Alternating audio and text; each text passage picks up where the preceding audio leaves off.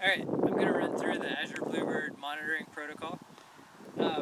It very directly follows the datasheet. So the first thing, as you're walking up to a box, you're going to not want to run right up to it.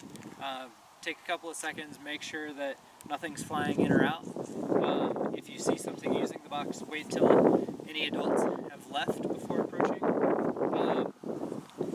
You should, since most of these are in a line, once you go from one box, as you're heading to the next, you just keep an eye on the next box, and that way you don't have to waste a lot of time waiting around approaching close. You'll be able to be watching the whole time that you're approaching. So, on the data sheet, you'll need to make sure to fill out the date and your name, and have the data sheet for the vineyard or the site that you're checking.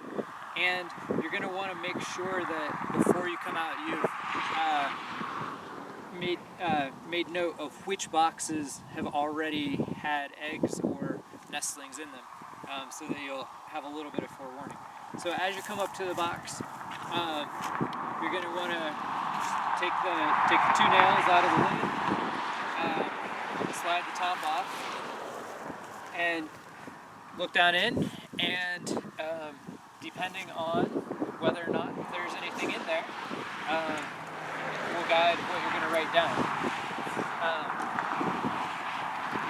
Once you look in, you also want to put the box lid back on right away, and then walk away and fill out the data sheet once you're 20 or 30 feet away from the box. And there are codes at the bottom that tell you what to write based on what you've seen. So in the contents column, for instance, if there was nothing in there, you'd write NA. It's not applicable that there are any contents. However, if there's an N, or 2 eggs or 3 eggs, you write the number of eggs, number, and the letter E. And if there are nestlings, it's the number N. And if there are some of each, then it could be 2E and 2N.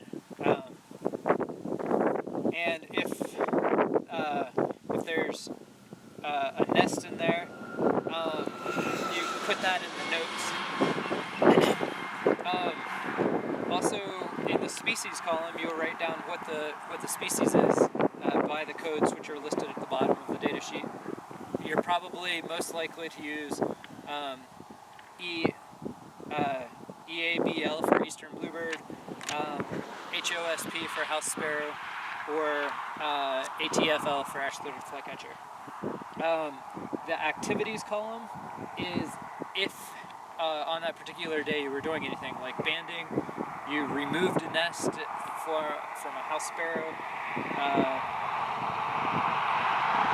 Yeah, those would be the main activities. Anything else that's different or interesting, write down in the notes column.